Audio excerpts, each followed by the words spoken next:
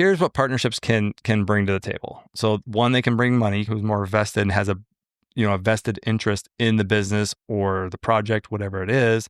And so they're gonna want to see it through. And if you bring in an actual partner into a business or into a real estate project or whatever it may be, and they're bringing money to the table, maybe they're bringing money and working in the business doing both. But if they got money in it, they're going to want to see the success. They're going to want to see it succeed.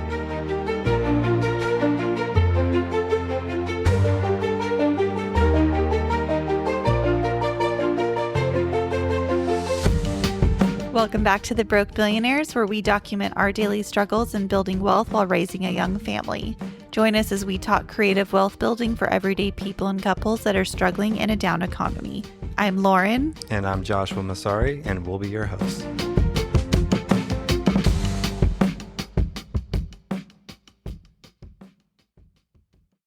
Welcome back to The Broke Millionaires. Welcome back. Here we are. We got a little more pep in our step tonight, I feel like. We do. It was a stressful morning, but not the normal kids running around and the boys, really. It's just the boys. Yeah. So we don't have the boys right now. I don't know. She's starting to run around too, but she's not as fast. Yeah. She's easier to tackle and get dressed. She's trying so hard. Yeah. But not having to put them to bed was easier. Not having to do dinner and bedtime with all the kids. I mean, just like our whole day, it was chaotic, but we got a lot done. I have a nice mocktail. This one's really good. It is. I like it. A something spritzy from Trader Joe's, the cranberry one. So if you hear my Wait, did you mix it up or is it just came all... No, it's in a can. Oh. It's like got bitters in it too. It's really good. Yeah. So if you hear my glass straw clinking in the background, I'm just enjoying my mocktail over here. Try not to clink the straw because it's really hard to edit out. Why not? But maybe just don't use the straw. Glass. Maybe a bad idea. Maybe just drink it. Yeah, maybe. You're not the one that stays up all night trying to fix all the audio. That is true. Sorry. Let's see. Had some new guests coming into one of our Airbnbs today. We had lots of last minute. That was kind of a last minute Actually, one. we had 2 guests check in today. Oh, we did. That's right. We had a co-hosted property that we started co-hosting recently. I forgot about that. We had a last minute insurance placement that came in there. It actually came in through Airbnb, but it was weird because through another insurance placement provider that I've actually been reaching out to. I think I even reached out to her on this placement, possibly. This person? Or this like family? I think so, because Really? I saw her, I was looking back through I was on Furnish Finder and she posts families and I keep seeing her name pop up and I've reached out to her before and interesting. I didn't realize that. We actually just connected today, but I'm pretty sure this family was one that she was looking for someone and I've reached out to her. If she just reached out and be like, hey, what do you got? We could have actually placed the family for her, but we ended up placing them ourselves and I mean, whatever, we got the booking. So yeah. And then we also had a quick turnover on our other property. Well, we had our normal 2-day turnover, but this one just came in last minute. The we don't booking usually have them come in this last minute. The booking came in last minute. We had a little bit of a gap before the next booking, and there was enough time for one 30-day booking. And we actually had a couple of them come in last week.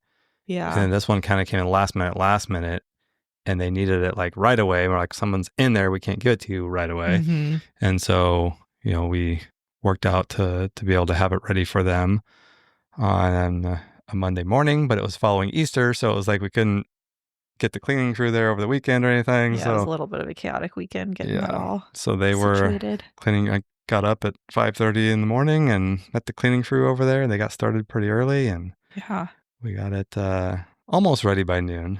They were showing. The guests actually showed up, and the cleaning crew was still cleaning out the door, walking back their way out the door. Yeah, they're vacuuming and stuff. Well, they were still mopping the floors in the kitchen. They hadn't coming to the end. Yeah. I mean, that was pretty close to being done. Yeah. But I mean, they were still grateful because we were still able to get it ready for them. Accommodate them pretty quickly there with that turnaround. Yeah. So that was fun. We had kind of a busy week with conversations with bookings and ended up getting our first I feel like that house is like our little baby. Like it's got its first gig. Yeah, It's yeah. got it. It's booked for Peer Space, which we talked about on, I forget which episode we talked about that, but it's basically this website where you can rent out your house for commercials, photo shoots. Is that pretty much it? Actually, I think you could do like events and stuff. We don't have ours You set can up do that events, you can way. do like interview, like it's just really Yeah, just whatever whatever people need us people best need, like for, you know. production space. So we have our first one lined up for later this week, which will be fun. We'll have to tell you guys more about Yeah, and that that one as was it. kind of an interest. Like there was this production company trying to book it for an exterior like filming shoot that it's for a reality TV show, and they needed Mhm. like the house fit what they were trying to do. And at the same time, we had this last minute booking coming in, so we're kind of trying to orchestrate. Hey, we got these 2 days, can get it coming, like trying to like push one over the other and try to accommodate everybody. And then the 30-day booking ended up booking, and then we confirmed it, and then it charged our card, and I don't think they were ready for that, and they didn't realize that it was going to charge our card. Because when you book on Airbnb, it comes over as a request to us, but you can either put it in as a inquiry, like a request, or you can put it as a confirmation. And she must have put it in as like booked it, Yeah. actually a confirmed booking. And then so once we accepted it, it automatically went through and it was confirmed. And so she kind of like wasn't ready for that, I guess, and then canceled it real quick because kind of freaked out, like, oh, I wasn't ready for that. And so when she canceled it, she's like, oh, it's not going to work out. And to be fair, like the dates kind of were changing on when they needed it. It Yeah. was kind of an up in the air situation for them as well. And so when they canceled that, then we took the other booking that you were working, and you were working on Mhm. this one for the production Yeah, this company. was like So I'm texting you, calling side by you, side. like I've got somebody in New York I'm dealing with. You got somebody on the production company. We're like Yeah. all playing phone tag, and so once it opened back up, you told them, they went ahead and just confirmed it and committed to the date Yeah. that they needed to get their permit And that was the everything. only date they could do with like permitting and stuff that they Yeah. had to do. And then they were filming that So day. they jumped on it and they then had to confirmed that and sent over the docs and everything to us. And then like 20 minutes later, the other family or other group had called back and be like, Yeah. hey, like, just kidding, we do need to book it. When can you have it ready? And so I was like, okay, no problem. And then I think I called you, and you're like, oh, they just confirmed, the production company just confirmed. And I was like, oh shoot. So then I had to call them back and be like, hey, here's the situation. When you canceled, we ended up taking this other reservation, so now it's booked, but it's an exterior filming shot. So if you guys are okay, we can still accommodate you on the inside, but Yeah. they're just going to come for 5 hours on a Friday and do some exterior filming. So we just need to make sure cars aren't in the driveway, and so they didn't really have a lot of choice if they still wanted the Yeah. house. And it was kind of like they had it and they let it go, and then when they came back, it was taken. So anyway, worked out. We had that, and then there was that other one same week. there was another commercial, another- pet commercial, like a Yeah. pet food or something, pet I supplies. I'm don't not know sure what exactly it was. Something pet related. Yeah, yeah, but that they needed it for. Did they need multiple days or was it a one They day? needed at least one full day. Okay. And then they decided to wait till summer to do it. So Yeah, that so one they're will going to be do it. They're going to wait until later. this family moves out. We have a week gap between the next one, so they're going to try to get into that gap. And at the same time, the next day, I had another contact reach out. I thought it was the same person you were talking to at first, but they want it for another pet company. This is a marketing agency, because last time they were trying to use the space for like a mattress company or something. Oh, that's right. And this one was another pet Yeah. product, but they need it for like 3 or 4 days straight. So they want to come set up and rent it for 3 to 4 days straight and have everything all set up and do their filming and everything. But it's a 3 to 4 day shoot. So they're possibly taking, she's pitching it right now, but I told her the week that it's available. So we'll try to schedule both pet commercials if they both want it that week and just offset them so that one of them gets the full day and the other one gets the other 3 full days or 4 days or whatever they need in between our guests. And so when they're done, we'll get it turned over again, clean, ready for the next guest. And then we have a 90-day guest that moves in after that. Yeah. So it's been lots of action on that property. I feel like that house is like a little baby getting her first modeling gig or something. Kind of fun. Yeah. We still got to figure out the roof situation. I've been talking to a lot of lenders it's a weird situation to get funding on because it's just a weird situation. Yeah. We don't have reserves built up for it because we weren't planning on having to replace that for another 5 to 7 years because it doesn't need to be replaced, but it's just insurance companies just don't want We're to running insure into these. insurance issues all over the Yeah. place. And not again, even this is just here. so this roof is a cedar shake roof. It's in good condition. It doesn't leak. It doesn't, no issues. But in California, a lot of insurance companies are pulling out of California altogether, but they're really cracking down on roofs, and cedar shake roofs are just like no longer like something they'll insure. So trying to figure that out, figure out the roof situation. And also, even once we do secure funding or get some way to pay for it, we have to figure out when we can do the roof, because we've got guests coming in and out all summer. So try to find a time to even be able to do the roof is going to be a little tricky too. So Yeah. fun stuff. Fun stuff. Yeah. We'll have to do an episode on insurance, because I feel like at this point we're starting to get enough stories happening. Yeah, I feel like that, insurance is like making real estate suck. I just don't understand how it's legal. We could go off on a tangent. So, Well, insurance is, they make money on the premiums and by not paying out. And because claims have gotten so much more expensive and there's been more claims for, natural disasters and whatever, like they're not making the money they used to make. So they're trying to mitigate their risk and just insure. But you have to have insurance, and everyone's pulling out. So it's just crazy. Well, that's why everybody's premiums are going up. Like, you hear it in California. Florida is really bad because of the hurricanes. Like, people's premiums are going up 4 to 5 times. Texas, we got an issue on a couple of properties. We had an insurance company that was insuring the apartment building and a duplex, and that insurance scared company. Me when she said the property that burned down. It was I didn't even catch that. Oh, you didn't? No. You said no. You responded. You were like, "Come again?" And she was like, which street was this one?" Oh no, I didn't even hear that. I was in the background, and I was like, "Did something happen to our property?" I hope it didn't burn down. I'm not aware of that. Anyway, we have an insurance company in Texas that's also pulling out of Texas, and I think one of the issues is hailstorms are really bad. Oh yeah. So there's like only a few states that insurance companies actually want to insure houses anymore. It's crazy. It's like insurance was always an afterthought with real estate. It's like it would cost you, $800, $1,200 a year for $1 million house. Like, it was not a big deal.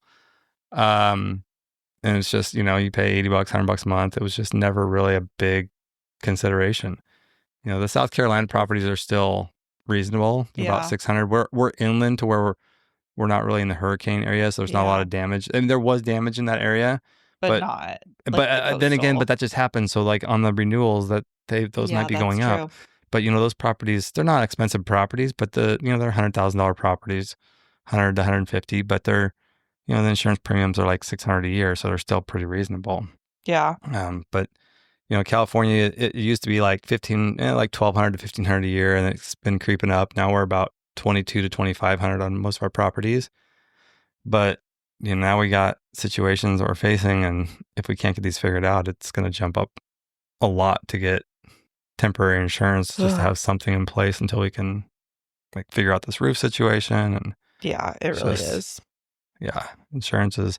So yeah, and insurance is definitely making real estate not pencil the way it used to. It's something you now, taxes, it used to be your mortgage and then taxes. And now it's like, you really have to factor now in insurance is something you really have to factor in, because it's making a dent in that carrying cost and those returns. It's definitely becoming a much bigger factor that you have to consider. Yeah. So that's fun. Let's see what other updates. This current project is like basically done. So we've been saying that for a while, but now it's like.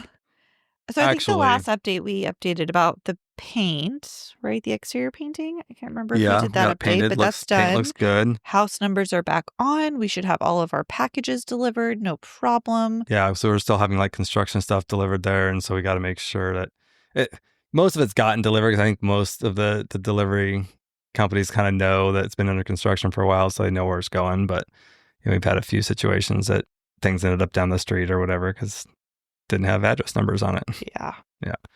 So that's good. And then what is always our last project to get done in every house? Always the stairs. Do we do that on purpose? Stairs. It's just, I don't they're just It's just difficult, and the they're hardest project. and it's not or- something that has to be done because they're functional, and so Yeah. it's like it doesn't. It's like a finishing thing, but it's always like tricky. Yeah. But they're So this is why done. stairs cost so much.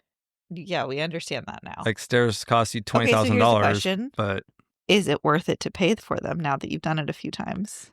pay $20,000 versus $2,000 in supplies. But how many weeks?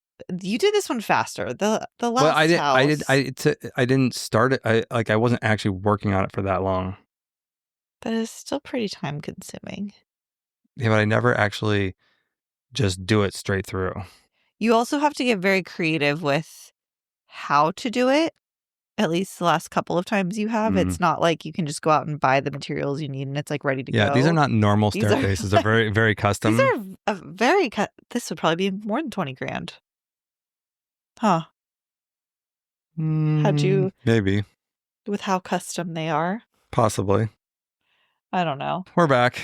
Sorry, it was an emergency. Guess that we were just talking about that checked in. I never programmed the front door, apparently. I programmed the back door, but not the front door.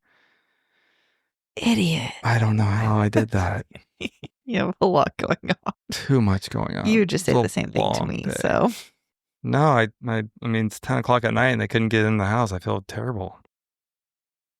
Good thing that we are always working and answer the phone. Thing. Stop our podcast mid-recording to handle it. Yeah. Good job. Anyways, so this current project, stairs are done, exterior is painted, overhang is done. We are basically ready to go. It is Overhang. You make it sound like it was not a big deal. That was a very big deal. It's not an overhang. It's a very nice, like, I don't know the correct terminology for it. well, it's a patio. It's a covered Patio? It's a covered patio, but it huge. has It's like, what did you say? How it, many like square I feet is redid it? all the fascias, like new metal flashing, and have this like a cedar tongue and groove. Not really tongue and groove. It's nickel gap, but looks like tongue and groove. The ceiling underneath with recessed lighting, and it's huge. It's 800 square feet, so it's a very massive. Yeah, it's a very large. It was a big project. I patio. didn't mean to undermine your project at all. I just wasn't sure the correct. And because of the lighting, all the electrical that's in the rafter areas, like this had to be completed before we could get the house signed off because of the electrical. Like it's exposed wires, so it had to be completed before you could actually get everything signed off. Mm-hmm. It looks amazing. Great. I'm so proud of you. So glad that you like it. So anyways, what I was getting at is it is now officially available for rent. Showed it today. Not quite done yet, but close enough to show it, and we started doing showings. And it's painted now. The last time we showed it, I think people the were landscaping is done too. Yes. Minus the tree that fell over. Our fallen tree. 50-year-old tree that fell over. Yeah, we still got to figure out what to replace that with. Yeah. But yeah, I feel like those are pretty much that was kind of a long update, longer than I was expecting. It was a lot that happened in the last week since our last update. Actually, it's been more than that because we had a guest last week. So I guess we also did an episode last week. Wow, I just can't keep track anymore. We did have a guest, but that won't air. That's not drop until next week. So we recorded the night before the episode that we interviewed. Wow. Pregnancy brain is really catching up with me. We got a short time left here, guys. It is which brings us to our next point. If you or someone you know would be a great guest, we've got interviews lined up. We're doing these and recording them and trying to get more stuff or more interviews lined up for next month, just because it is going to be a tough month for us with the baby coming, and we don't know when the baby's coming. So we want to. This is always the time that's like you're so close to getting there, but then you really have no idea when this baby's going to come. Like we found out one of my friends, it was due 3 days before me, had her baby yesterday. Baby's totally healthy. Mom's totally healthy. Everything is great. But like that was 5 weeks early. You don't expect that to happen. Yeah, it's really early. We'd be a little screwed if that happened. Yeah. We are, man, those reels of like going to the hospital with your first baby and all the things you bring and how prepared you are versus going to the hospital with your like third and now fourth baby could not be more accurate, where it's like you literally just walk in with your water cup and purse and all right, let's have this baby. First time you're got all your stuff. Just a quick disclaimer. The information shared on this podcast is for informational purposes only and should not be considered as financial, tax, or legal advice. Always consult with a qualified professional before making any financial decisions. Your individual circumstances may differ and require specific strategies not discussed here. Now, let's get back to the show. All right. What are we talking about tonight? We are talking about a topic I really like, partnerships, building relationships, and maintaining relationships. I think that's kind of wordy, but okay. They all kind of like tie in together, and why partnerships are important. Why they're important. Why are they important? All right, so let's talk about the power of partnerships, because I like that. Yeah. The power of partnerships. Is that what this episode's going to be called? I think that's okay. A good title. I like that. So we don't have a lot of partners, but I think we probably need to. You've got the best one sitting right next to you, though, don't you? Well, yes, of course. The problem is there's probably a couple. The problem is you're pregnant, so you're not much use these days. Not that you're not use. Wow. Just waddle around the house and. Okay, I'm kidding. My belly's all taped up. Yeah. So no, the problem is if you're a partner, that's great, but it doesn't free up time for us because it's still taking up household time. Yes. But I think I want to start looking more into partnerships because I feel like we're spreading ourselves way too thin. Well, we are 100% spreading ourselves way too thin. Way too much going on. I mean, now, maybe 4 or 5 years ago, this was doable, but now there's almost 4 kids in the mix, and now that takes a lot of attention. And I mean, I really don't know how you do it because you're not available when the kids are awake because that's a full-time job. You can't really do a whole lot when the kids are home. I mean, even with one of them going to school, there's still 3 more at home. So until they're all in school, it doesn't really give much time. Yeah. It's very time consuming. And you juggle a lot. I really don't know how you do it all. But I'm starting to realize that I'm just spreading myself too thin, and it's becoming a problem, and I'm not able to give everything, be as effective in these areas that I need to be effective in because I'm trying to take on too much and do everything myself. And I need to start to either hire and delegate, which I'm not a huge fan of. I'm not a big employee person. It's hard when you're a control freak. Yeah. And you're cheap. No, okay. I take that back. Sometimes. I'll say you want the most for your money. Value. It's hard to find quality employees. Because when you do find the quality employees, your expectations. They don't, then they just go start their own business, I feel like, or it's really hard to find someone quality. There are people that just don't want to start their own business and they want to have a company. And so there are those, they do exist. They're hard. But you have not had great luck with employees. Yeah. So I'm also not a very good people person. So I'm probably the problem. So maybe it's just never going to work out with employees and me. I'm the problem. It's Taylor Swift reference. Never mind. Okay. You are. No clue. You could be the problem. I will say. You are. So to get around that, since I'm never going to be less of a jerk and be able to actually manage people, because I don't like to manage people. You have a really kind heart, though. I don't want people to get the impression that you're really just this like asshole, because you're not. I just have a high expectation. If somebody doesn't work as hard as me, I'm like, what are you doing here? But you also work harder than pretty much everyone I know. So. Hence why I can't find an employee to meet my expectations. Not even me. That's why I don't work for you. We tried to partner and I fired you immediately. So back to the point we're talking about here. Partnerships can bring a lot of benefits, but they can also have a negative side to them too. One, you're splitting profit, you're losing money. So you really gotta learn to let go and yeah, I don't know. Because there's other deals that, okay, well, let's just go through them. So here's what partnerships can bring to the table. So one, they can bring money. You can have money partners. So instead of having to get a loan or, bring on investors, you can bring on an actual partner who's more vested and has a vested interest in the business or the project, whatever it is. And so they're gonna want to see it through and want to make sure that they're getting the investment back. So there's also silent partners too, but I'm that's more of an investor. So if you Right. bring in an actual partner into a business or into a real estate project or whatever it may be, and they're bringing money to the table, maybe they're bringing money and working in the business doing both. But if they got money in it, they're going to want to see the success. They're going to want to see it succeed. Yeah. They have more of a stake in it. Yeah, they've got skin in the game.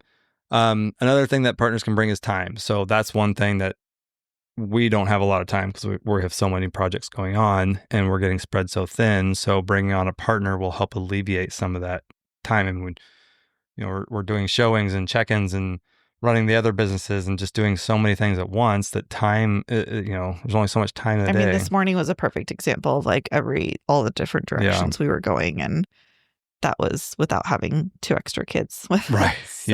Yeah. No, it was easier because we didn't have the kids, but yeah. So if you're short on time, having a partner can really help alleviate some of those responsibilities and free up time for you by sharing those responsibilities.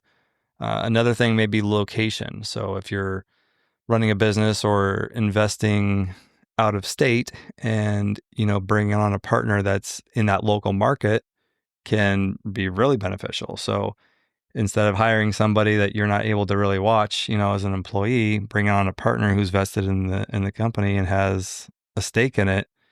They're gonna work a little harder and want to actually see it succeed. So I think that's a good point because we get that question a lot of like, how do we manage those out of state properties, and how do we, like, people ask all the time, like, do you fly out there all the time? Are you like in these other states? And we're not. And that's part of the problem. So yeah. we have people we have to rely on, but it's that, like, those people that we rely on, property managers and contractors and handymen and whatever, like, they don't care if it gets done today or 6 months from now. So they don't care if it gets rented out today or six. I mean, they do, but they've got other, the property managers have a lot of other properties too. So, they don't really care that it's yours because they're not invested in it. They get paid when it starts renting. So yeah, they're going to get paid when the next one starts renting too. So for them, it doesn't matter which one. They've got, a dozen other ones they're trying to fill and they're getting paid the same on all of them. So they don't have any vested interest in yours. So I think actually partnering with somebody, or maybe even the property managers, maybe partnering with them on properties is the way to go, because they're just going to have a little more incentive to fill it because they own that property or they own a piece of that property. So location can be huge when it's a partner versus just your team. Like, you've actually got somebody that's invested in it and actually wants to see that succeed. And there's expertise. Like, everybody's going to have their strengths and weaknesses, and partnering with somebody that's got strengths in areas, whether it's fundraising, property acquisition, finding the deals, managing rehabs, contractors that they have in the local market, just different things that you may not be your strong point, or may not be something that you're an expert in, but that can bring a lot to a partnership, just those expertise. Another one is creditworthiness. I feel like we used to be the creditworthiness partner. Yeah, not anymore. Maybe not so much anymore. Things so have taken a little bit of a hit, so we may be having to partner with people just for the creditworthiness. This might be a little bit of an uphill battle for. We've always had like around a 800 credit score. Yeah, and that may not be the case when we a tough pill to swallow. Come through the other side on all this, everything we're going through. And then just like access to deals. So people in other markets, or even in a local market that just have, maybe they've got a network of investors and buyers and sellers, and just access to more deals that aren't on the MLS, more off market stuff, things that you wouldn't know about. You can get just deals that you would never even have the opportunity to see if you weren't partnered with these people. And sometimes it's just a relationship, maybe not necessarily a partnership, but maybe you've partnered with them on another deal, and we'll talk about some of this, but maybe there's a deal that came along and they can't pursue it for whatever reason, and it gets passed to you because, hey, like, want to throw this and see if you're interested because I can't do it. And we've had that happen. Yeah. So, you get these other opportunities that come along.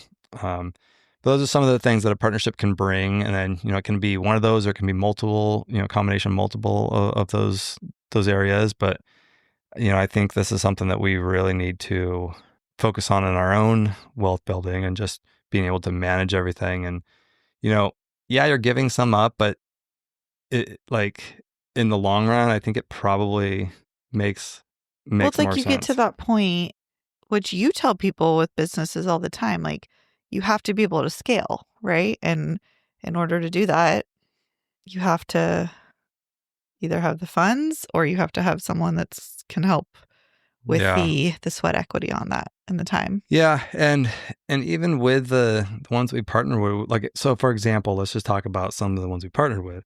So I do have a partner in South Carolina that I originally she was my realtor on the first deal I bought out there. And so she was a great partner in just helping. She was getting the listing, like she would get the commissions on finding the property or selling me the property. And so that's kind of how it started. And then, opportunities came along where, she had access to deals that I never would have known. They're off market deals, and they came to her through whatever people that she had been talking to or whatever. And there was one that we had an opportunity on, or she had an opportunity on, and she brought me in on the deal because I think it was like funding at the time. I had money to invest, and she had money to invest, but maybe not enough for the whole thing, I think is what. Yeah. I think we came in 50-50 on this first house that we bought. And we bought it for like $20,000 or something. I was like, this is one of 25. the No, I think it really was $25,000. And so I did everything I could from afar. I did, like, all the crunching the numbers and kind of figuring out and helping market it once it was getting rented and getting property management set up. I handle most of the maintenance stuff going on, like everything that I can do from afar, I handle.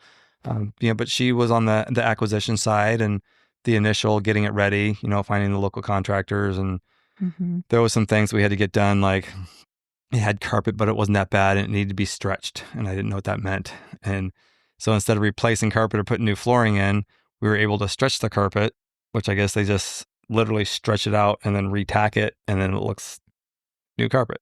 I did not realize I that. didn't know that was a thing either, but we were able to, like, so things like that, we were able It's to gotta be save like money. a small space though, right? Like not like a large space. Well, to do like it, here, I don't think it's probably big, but in other areas, I think it's more common. But I had never heard of that, so that saved us. I would have just had to, like, oh, I guess I gotta get new flooring. So we were able to save money there, but she helped with getting it all ready. And then when we've had turnovers or had issues, she's local there, so she's able to go and handle things that maybe property management couldn't or couldn't get there as quickly. But overall, that deal we've had for like 5 or 6 years now, and paid 25 for it and put a little bit of money into it, but not a whole lot. And it probably sell for about 125 now. So that was a pretty good one. Yeah. And there was another deal that we did with her on a property. We bought for I think another one for 25. Actually, that was, I think, 25,000, and that was a client of hers, and it was. Oh, because we had already started our LLC together and had this other investment. So we ended up buying this one together with the LLC, and it was owner finance. So we had to both put in some money for that original down payment.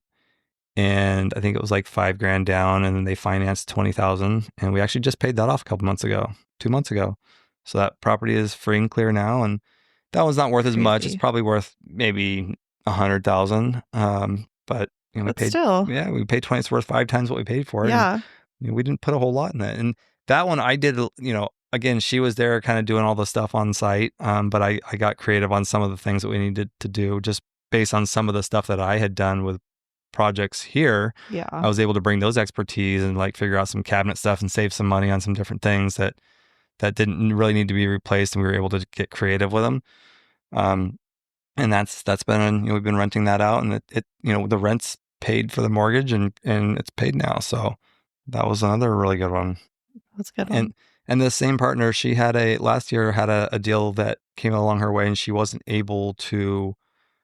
She had just bought a big property that had a lot of rehab, and so she was spending a lot of money on that. And there was a property that came along, and she was interested and wanted to buy it, but just didn't have the ability to do it at the time. And so she passed it on to me and just called and said, "Hey, you want to buy this house for?"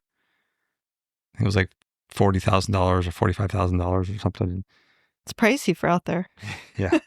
So she wasn't able to do it and didn't want to see the deal go to waste, and so called me, and I had the cash. I was like, "Yeah, let's do it."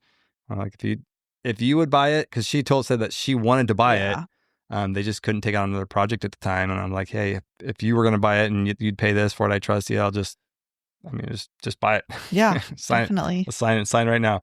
So bought it, closed it real quickly, and that's renting now. And it's a smaller house. I don't know what it's worth now, but it's probably about maybe $80,000 to $100,000 right now. I've had it for about a year. Put a little bit of money into it. I had to put a roof on that one, so I probably put about 10 or 15,000 into it. But it is really nice and makes a difference when you can trust and kind of have that relationship with your partner to know that they have a vested stake too. And yeah, and like this last one, she didn't have a vested stake, but that's true. It was just we'd done business before, and she wanted to see somebody get the deal because it was a good deal. Yeah, and didn't want to see it go to waste, and so that was an opportunity that I wouldn't have gotten had I not. But at that point, you also trust her judgment too. It's like if a random realtor had called you up and said you had this offer, you wouldn't have taken that. I mean, right. So it definitely you build up that.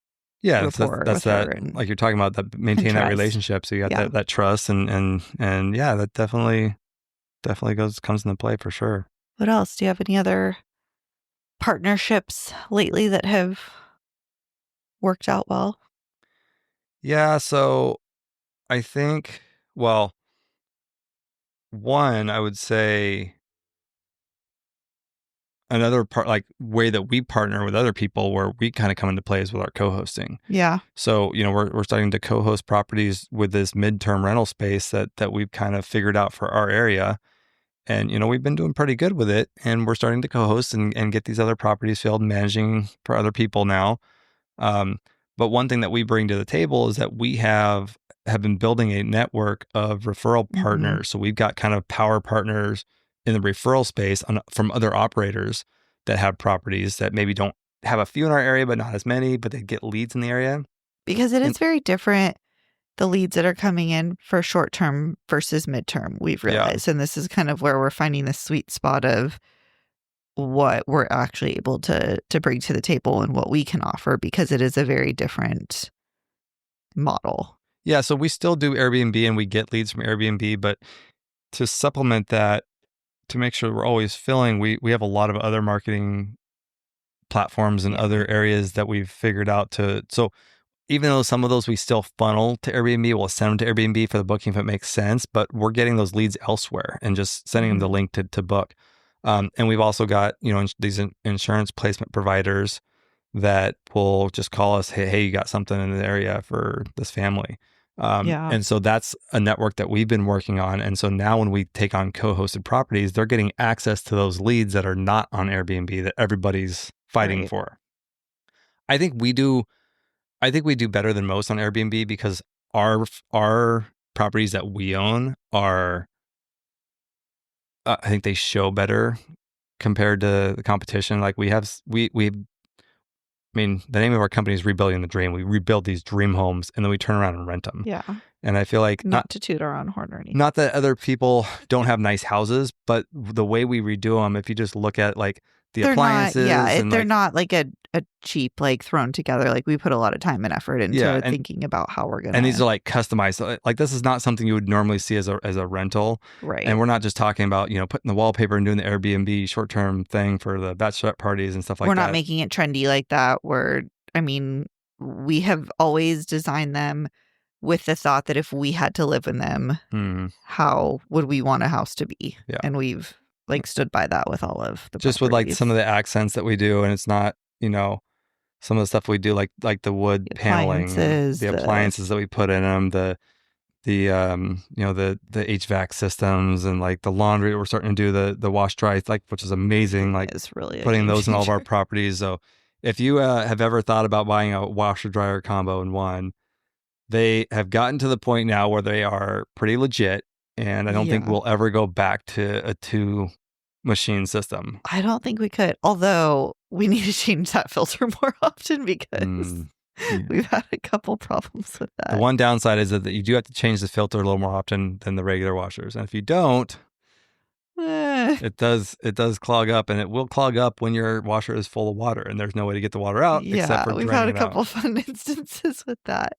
So, but otherwise, I mean, the insurance adjuster did warn me about that too. Oh, really? She said you have to clean the filter a lot, so make sure you do that. And I hadn't done it yet. I was like, what are you talking about? And now I know.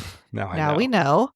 But man, not having to switch over your laundry is just, especially when you have kids or you're throwing towels or their clothes, you just throw them in there at night. You come down in the morning and they're dry. It's just done.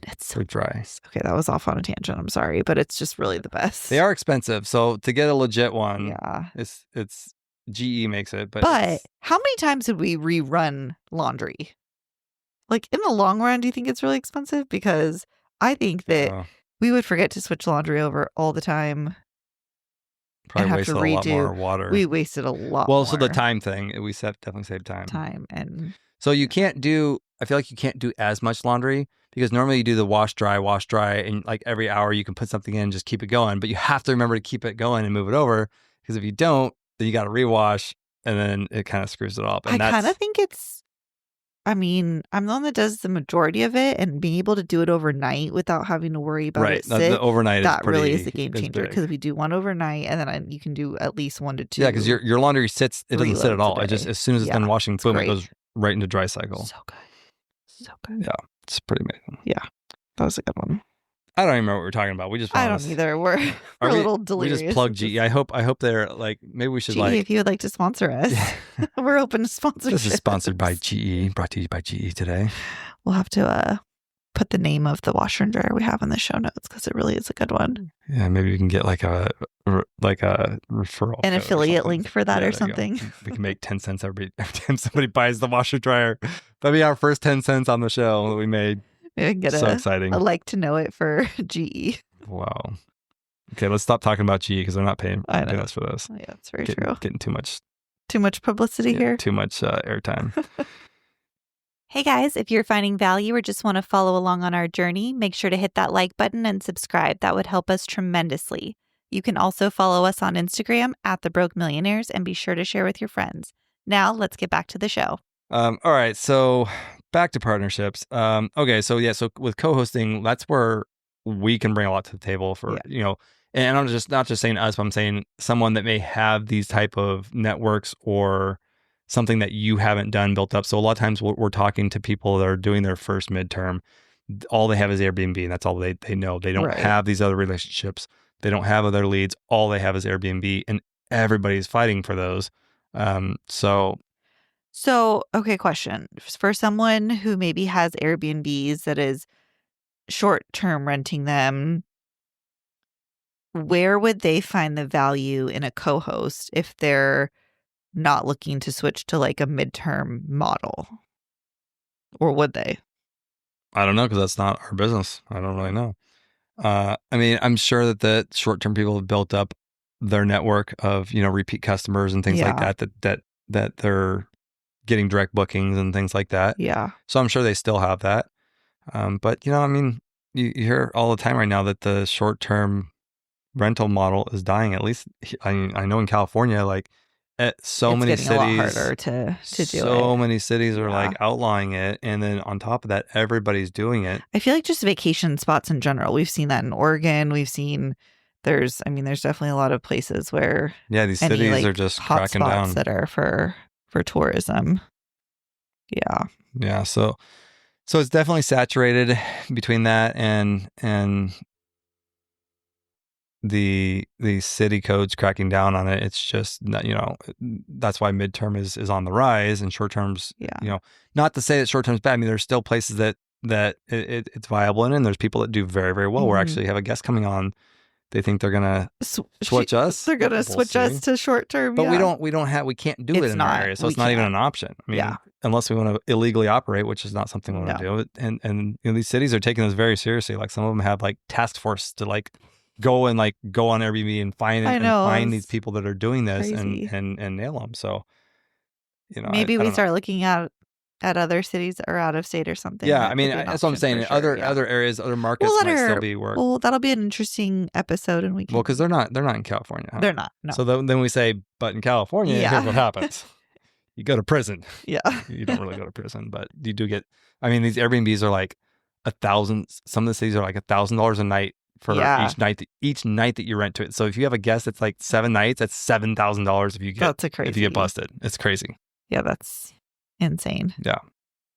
So no, we don't do that. Yeah. So we very much abide by. And we've had a lot of people reach out wanting to do short-term, wanting us to do both in their city, and we're just like, no, we won't. We will not risk our reputation on. It's sad too because a lot of these people, like we've had a lot of these potential co-host partnerships reach out to us where they've bought these homes with the full intent of short-term renting them in areas close to like Disneyland, yeah, especially. I mean, they like decked out this house to fully accommodate. There was somebody that spent like over 6 figures renovating a house. It was so cool, and I felt so bad for them. Yeah, setting it up with all this cool stuff in the garage and all this stuff. This really cool like gym area for the kids. Basically built a Disneyland like so cool. Airbnb. Didn't look into like.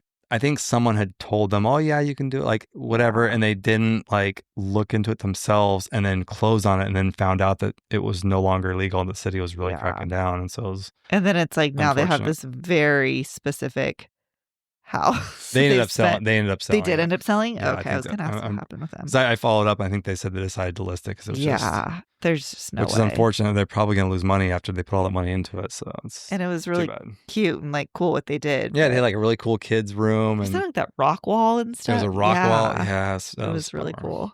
Oh, that's sad. Yeah. So that would be a good thing to point out. If you are thinking of doing Airbnb, make sure you are checking the laws beforehand. And they can change.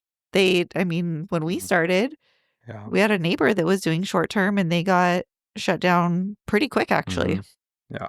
So they can change, and you have to kind of be able to work that into your business model and having a plan of what to do if that does change. Okay, so another thing on partnerships, we're doing something that's called or known as a novation agreement, and what this is okay. So we have a house that the 401k owns in South Carolina. Bought this house a year and a half ago. This was the one, and I know we've talked about it before. It was a bank-owned foreclosure. Got a great deal on the house. It was like $47,000. Well, it was sight unseen. They wouldn't let us see it. Once it closed, we found out why, because the owner was still in the house, and so it took us a year to get this person out. We couldn't do cash for keys. There was just it was an unfortunate situation for them, but they started taking advantage of very difficult. Yeah. And so finally, we did end up taking action on that and had to go through all the legal proceedings and it wasn't really a costly thing. It was just a time thing. Yeah. But they were legally trespassing. So that's what they were removed on grounds of trespassing because they were not a renter. They were in a home that they did not own anymore. And so they were forcefully removed. I mean, not forcefully, but that sounds really aggressive. But that's what they call it. Yeah, I know. But the sheriff's office did go out there and escorted them out. So finally got access to that, and the property definitely needs some work. So we're faced with a few different options. One, which was, so the original plan was to fix it up, do like a cosmetic, like fix all the repairs and there was some damaged walls and, get the HVAC replaced and working and get everything kind of spruced up and rent it. That was the original plan. Yeah. And now that it's been so long, because in the 401k, we don't actually, we can't flip. Right. So we can't just buy something, turn around and flip it because then we get hit with UBIT taxes. So we have to hold something longer term. And so we'll rent it out for, at least a couple of years usually. Sometimes we'll usually do like a 4 or 5 year cycle, and then we'll turn around and sell it. This particular one, because we've held it so long, it's been well over a year and going on 2 years. This one we decided to just sell, and it needs some work, and had a few options. One, we could put about maybe like 50 to 60,000 into it, and probably get around 200 this summer. Yeah. In a couple months, summertime, probably get about 200,000 for it. I had a realtor that we've maintained relationships with. Actually, the realtor that sold it to me, this was my business partner's brokerage, and it was a realtor that worked for her at the time. She did the whole foreclosure for me. She just randomly called me a few weeks ago and said, "Hey, what are you planning on doing with that house that I sold you?" Like, because I'd talked to her about, it's the tax situation. I had called her about the taxes, trying to figure out the taxes, because she closed it, and I was like, "Hey, like, they had the address wrong and all this." So she knew that I still had the property, and we were like trying to figure out what to do with it. Anyway, so she called and said, "Hey, what are you planning on doing that? You gonna rent it? You gonna sell it? Like, what's your plan? I've got a buyer, I've got a buyer that's interested in buying it if you'll sell it." And I hadn't told her that I was looking at selling it at this point, but I was kind of already considering the option of selling it. And so, long story short, she has a buyer that's extremely interested, and already approved for a certain amount. So it was a set offer price, and it was basically 160,000 is what she's approved for. So definitely less than the 200 that I could get on the open market. Yeah.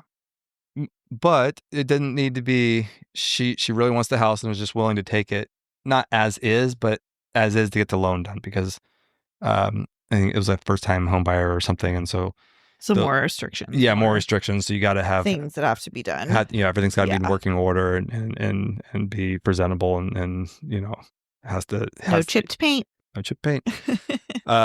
But she's willing to take it more as is, like, just, doesn't need to be spruced up as much as we would have done if we were trying to get top dollar for it. So, kind of weighing it out, like, okay, well, if we put, 25 to 30,000 in it and sell it for 160, it still comes out pretty close to the same net profit at the end of the day. And we have already got a buyer. It's already approved. It's already kind of like lined up. Already ready to go. But there's a time clock on this, because she's got an approval and it's only good for 90 days. And, so we've got a very short window to get everything done.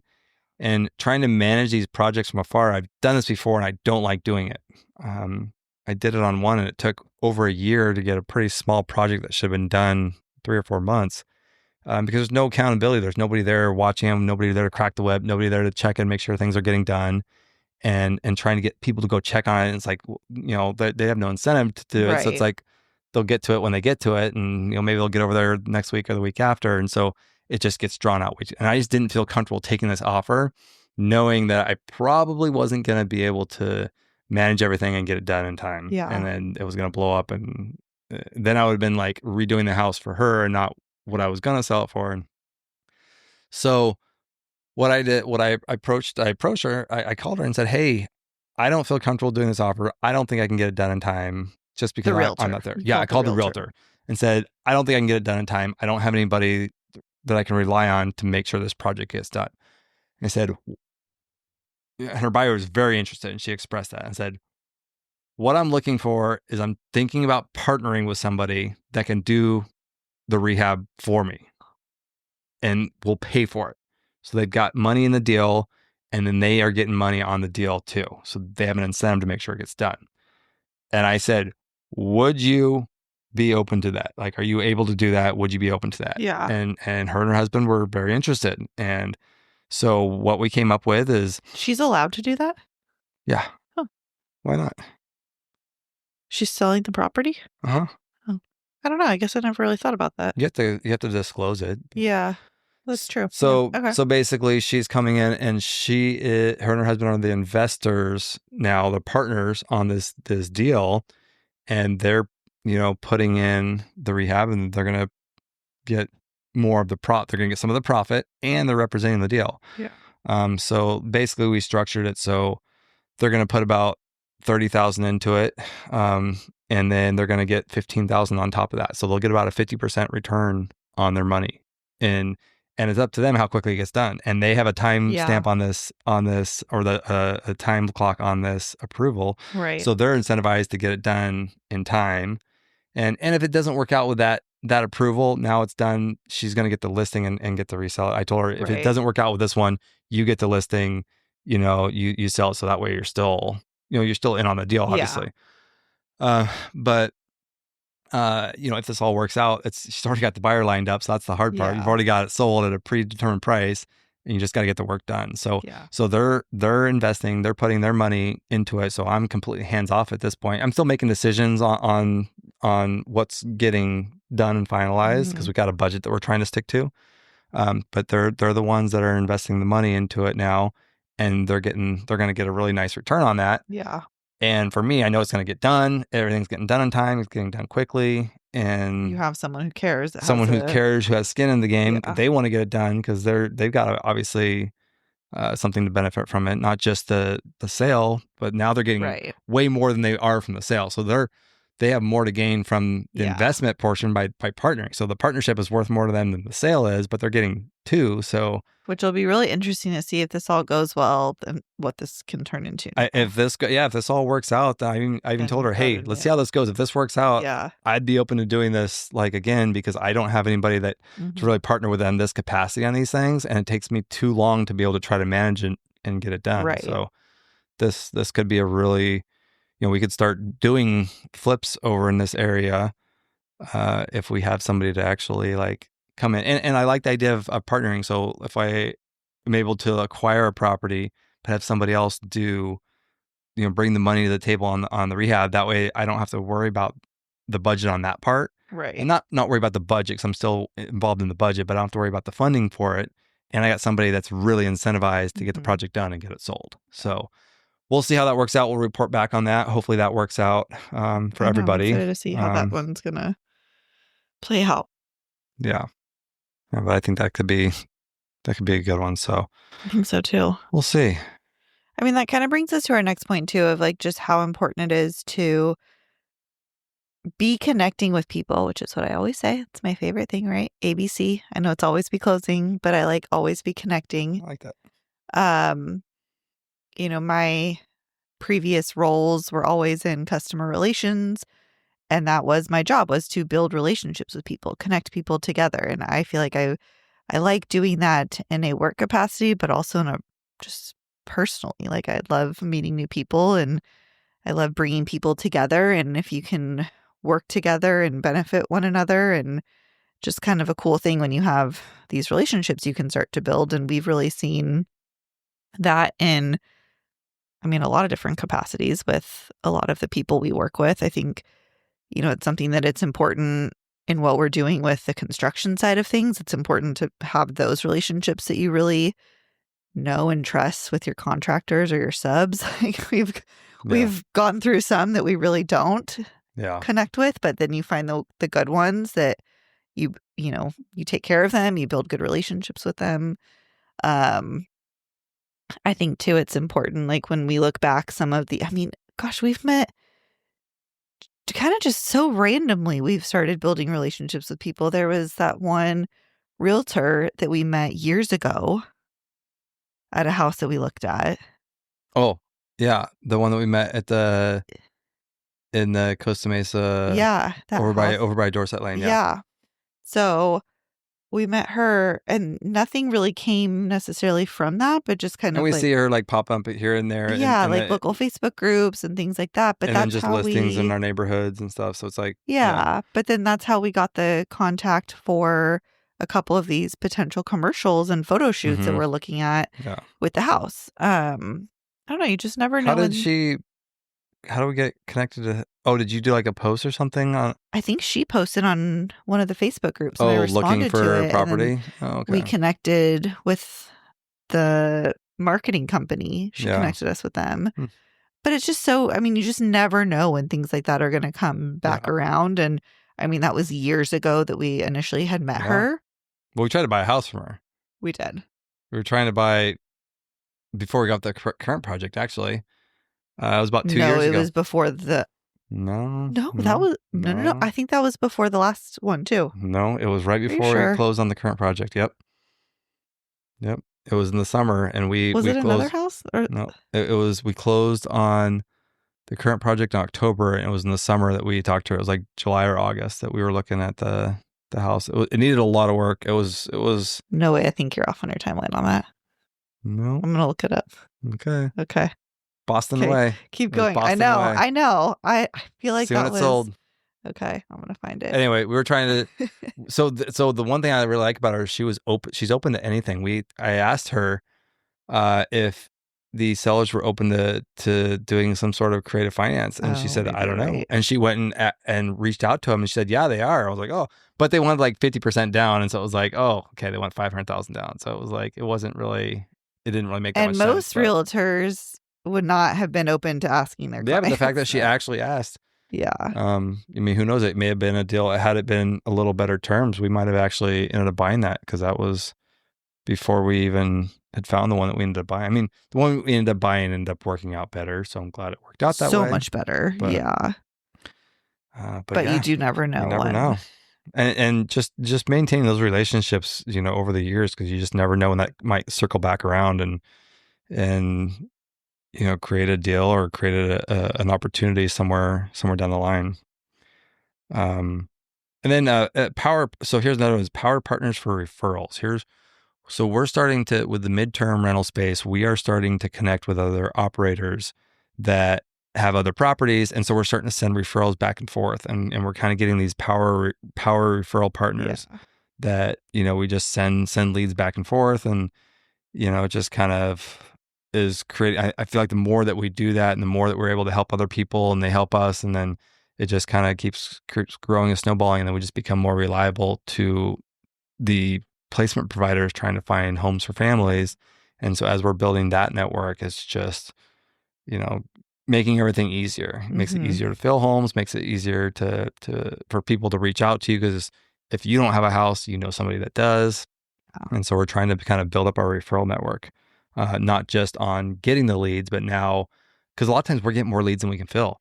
We'll get 3 or 4 calls in 1 week for Costa Mesa properties or somewhere around there. And we're booked for 3 or 4 months. We have nothing. So we're trying to find, hey, where do we send these leads so that at least these companies keep calling us, because we're finding them houses and helping them locate something. Yeah. Okay. I take back my words. You were correct on that. It doesn't happen often. I love when that happens. It happens more often than you like to admit. Not even. It goes the other way. For sure. Well, this one's recorded, so this one's going down in history. Whatever. You were correct. It feels like a lifetime ago that we were. I really did not think it was. Yeah. Okay. Whatever. So, all right. Yeah. So anyway, just previous, just maintaining those relationships, previous investors you've worked with, different partners, realtors. You just never know when that's going to lead to a future relationship or a future deal, future partnership, just a future opportunity. So yeah. Don't burn bridges. Don't burn bridges. I like that. Yeah. I feel like we could end on that. All right. I think that's a good one to end on. Don't burn bridges. Okay. Anything else? That's it? I was going to say I have a book, but I kind of want to finish it first before I talk about it. So it could be a bad book. No, I'm more than halfway through and I really like it, but I just want to get all the way through before I talk about it. So that's fair. We'll wait on that one. I'm trying to think if there's anything else. No. I got nothing here. What about you? Anything else? No, I just want to, we should probably ask for some reviews. We need to get some more reviews and really use some reviews. It's been a little while since we've had reviews, and I think we need to ask for them. Or if you are getting anything, hey, if you're not getting anything out of this show and it totally sucks, then you don't need to tell us. Yeah, just fine. Keep on scrolling. If you are watching this or listening to the show and getting something out of it, share it with your friends. Let it, word of mouth is the best way a show like this grows. And Mm-hmm. for us, the way we're going to continue doing this is if it keeps growing and we have an audience that's getting something out of it, then it gives us kind of the Yeah, we are not motivation to making keep money going. on this at all right now. So this is very Yeah. much just us And I don't know if we taking ever on will, something but else that we're yeah, but we do enjoy it. We do enjoy the feedback. The do. feedback kind of motivates us and keeps us going. So, if you share the show, And we're if still it's learning too. Like we've had yeah, some great yeah, guests on here, and we still have that's the other thing too, is if you would like to be a guest, you have something relatable that we talk about, um, or someone, I think that, we're starting to kind of expand that network a little bit too, and getting some more guests lined up, which will be fun. And I know we've talked about that a lot with like the coming months with the baby and stuff, but yeah, we're definitely excited to continue that, and we're learning from them as well. And it's been fun to, again, make those relationships, and you never know what those could turn into partnerships down the road. You have yeah, no idea. yeah, I mean, absolutely. some really cool people we've met. So Yeah, it's fun. yeah. All right, it's getting late. Let's go to bed since we don't get to sleep in, but we don't have to get all the kids up. We don't have to We're get not one going to kid get up. woken up. Yeah, It's not like a baby girl's not. what time are waking we us up. waking up tomorrow because which kid's going to run into our room Yeah. first. We know that we She's can in a cage still. It's a crib. Man, It's a crib. It's a crib. There is Okay. something so good about the crib phase. Yeah, she's not gonna be in there much longer. She's a climber. She is. Let's not put that out there yet. No, she needs to stay in that crib for a while. Yeah, I agree. All right, that's it for tonight, guys. Get out there and make it happen.